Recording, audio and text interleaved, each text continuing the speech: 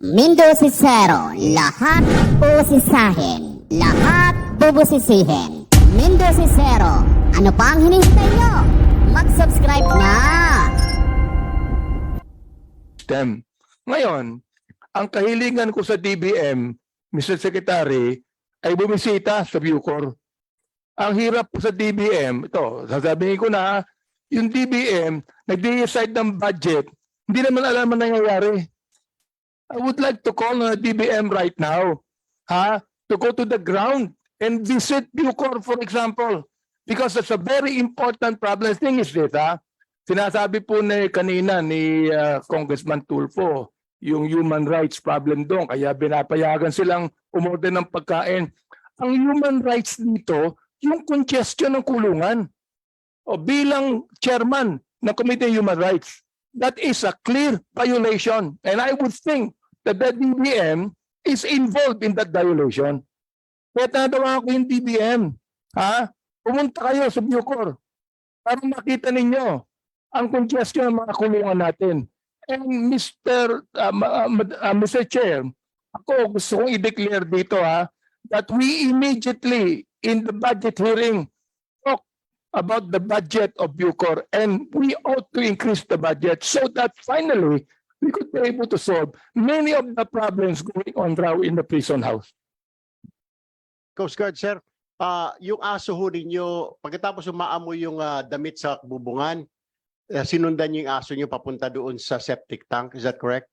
No, sir. We were directed to go to the next station, sir, to conduct paneling, sir. Ano ho naamoy ng dog niyo? Our working dogs indicated a scent from human remains, sir. Okay, human remains. Yes, sir. Doon sa septic tank. Yes, Is sir. that correct? Attorney, sa NBI naman ho tayo. Ano hong nakita doon sa, may nakita bang, you were saying doon sa septic tank, ano po mga nakita? Sir, meron pong nakita, correct, there is a remain, a bone, one piece of bone, but our first impression is it is not consistent with human remain, but Okay. this is still for verification. Wala sir. ho kayo nakita mga clothing doon sa loob ng septic tank. Meron po kaming nakitang isang brief underwear. Brief underwear. Could it be possible, Coast Guard, sir, yung naamoy ng aso ninyo ay brief ni Kataroha because of the fact na sinundan niya ho na yung smell ng aso yung nagsuot ni Kataroha maaring tinapon po sa loob ng septic tank. Is that possible? Yes, sir. It's possible, sir. Okay, so yung brief na yun maaring kay Kataroha. Okay. Number 2, my question po, bibilisan ko na lamang po. Ma'am, sabi ho ninyo may history po ito ng pagtatago. Ano po? Tama? According to their yung kasama niya pong preso sa dorm A. So, yan ho ay base doon sa mga tanong-tanong lang ninyo pero hindi naman ho talaga kayo nag-imbestiga. Kung ano sasabihin ng preso, sasabihin ng PDL, ay ginagawa ninyong parang Bible na tama yung sinasabi. Is that correct? Hindi po sir, Oh. kaya po nalaman namin na na-trace ko po yung septic tank because of the investigation. Kasi po yung mga Okay. PDL din po makakapagsabi sa iyo kung ano po talaga nangyari. Ma'am, kung nagtatago po ang PDL, wala po bang parusa? I mean, pag wala sila sa roll call at nagtatago sila, di ba parang plano nilang tumakas, tinetestingan nila yung security ninyo? Wala po bang ikang penalty dyan pag mga ganyan na wala ka sa roll call, sa bilangan, absent ka? Hindi ba pinaparusahan ho yan? Parusahan po, nililipat po sila sir, binibiyahe po. Saan binibiyahe po? Lipat po namin po yung iba sa medium, yung iba po sa mga colony. Okay. Bakit ho hindi pa ho siya nalipat? May history na pala siya nagtatago. Sinabi niyo ho sa akin sa radio program na may history na po ito nagtatago sa mga sako. Bakit ho hindi pa ninyo inilipat? Nga po siya kaya nga po nalaman Hindi nga po, namin nagtatago. Before nung nawawala, nagtatago sa sako, Colonel, may parusa na dapat yon. Okay, nagtago ka ha, gusto mong tumakas, tinetestingan mo ngayon. Hindi pa kayo gumawa ng aksyon, hinayaan nyo lang siya dyan pag-alagala sa maximum? Kasi po sir, nung sinabi po yon, nung nagkakandak po kami ng investigation, that's the time na missing na po siya. Ayun, so missing na ho siya. Okay. Another thing, Colonel, ano po, ay ito pong, okay. May experience po kayo. Ilang taon ho kayo sa BJMP? 21 years 21 po? years sir. 21 years, okay. Sa 21 years, ma'am, okay. Marami pong problema sa New Bilibid. Kasama na ho yan, yung mga ganyang problema, pagtatago, pagtatakas, everything. Bakit hindi po ninyo masawata yung problema na yan dyan sa New Bilibid? Bakit po? Ngayon po kasi sir sa Bilibid, ngayon lang po na-report nung pong na-missing po si Kataroha. MP po kasi wala naman pong ganyan sir kasi nakaselda po sila. Mhm. Nakikita mo po ng kahit isa ka lang po na naka-duty, dahil po may selda po sila, nakikita mo po yung tao. Mm. Unlike po dito po sa Bucor, community po sila. Okay.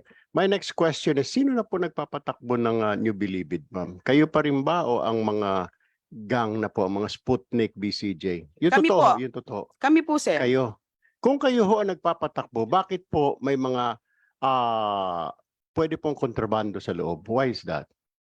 Yung contraband, ito nga po yung mga na-apprehend po naming personnel na nagpapasok po sa loob. Marami po yan. May isasabit po namin sa inyo yung mga reports na mga on-file po na investigation against our personnel.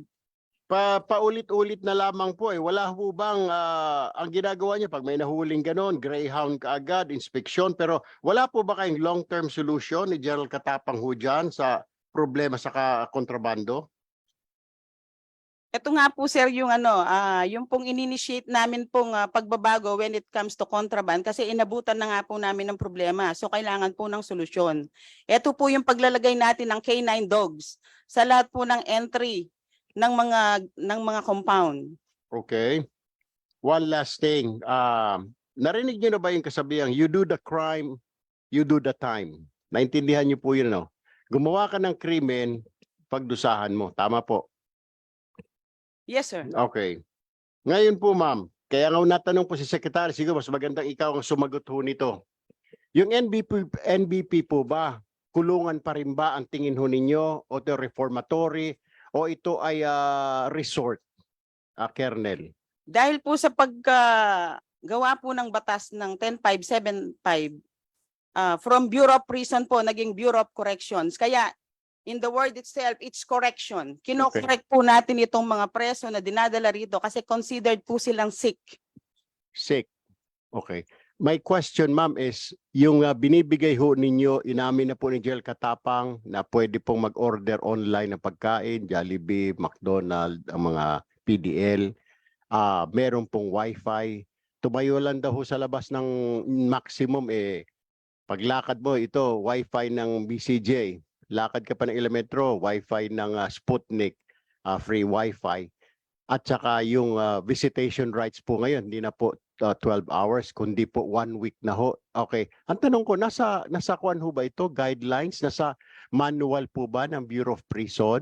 As a Mandela rules po ang visitation. Ma'am, I'm asking you, nasa manual po ba ng Bureau of Corrections? Yes sir, nasa operation manual po. Na they are kailangan po nilang madalaw ng pamilya nila, makasama po ang pamilya nila, magkaroon po sila ng karapatan sa komunikasyon at makakain po sila ng gusto nilang Specify kainin. po ba kung ilang araw? Sinabi po ba doon na 1 week pwede pong magbakasyon ng pamilya na laro? Wala pong sinabing specific date. Saan po galing yung 1 week na yon na pwede silang tumagal ng 1 linggo?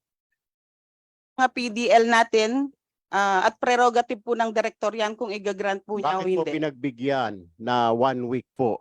Kasi tama po si Congressman Abante ng Human Rights, dapat pantay-pantay. Kasi po, yung pinapayagan na 1 week ang visitation, nakakapag-afford po sila ng kubol, yun po ang parang hotel nila roon.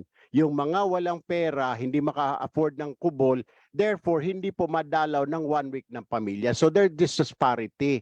Meron pong hindi po fair ang trato. Tama po, mali. Hindi po kaya ng mahihirap, wala pong pangrenta ng kubol.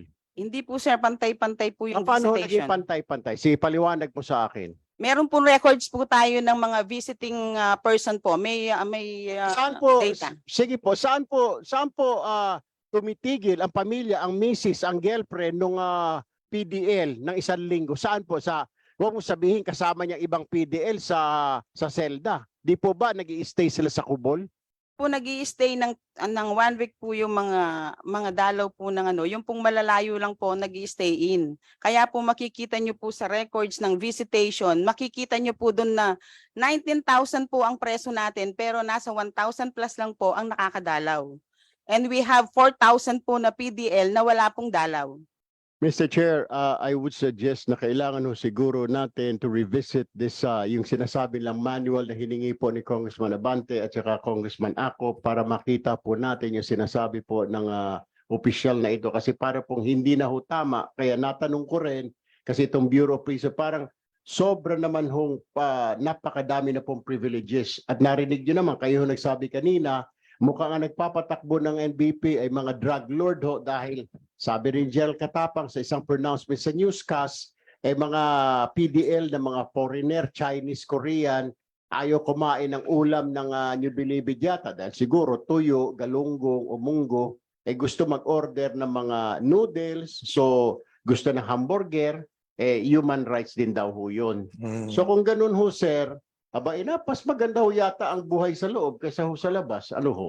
So, okay, maraming salamat, Congressman Tulfo. Yung bang sinabi niya na protocol na sinunod niya, is that in accordance with your manual? Hindi sir, Yes kaya or nga no? po na-relieve What? siya. Sabi mo hindi. And what is supposed to be the protocol? Dapat Is it sir, by your manual? i-report niya yun sir sa overseer. Tapos yung overseer magre-report sa camp commander. Yung camp commander sir magre-report sa NBP superintendent. NBP superintendent magre-report sa DDGO. DDGO to director. Okay. Huwag kang mapakita na nagpagkakainis, iha. Kasi pag sa susunod, isight kita in contempt.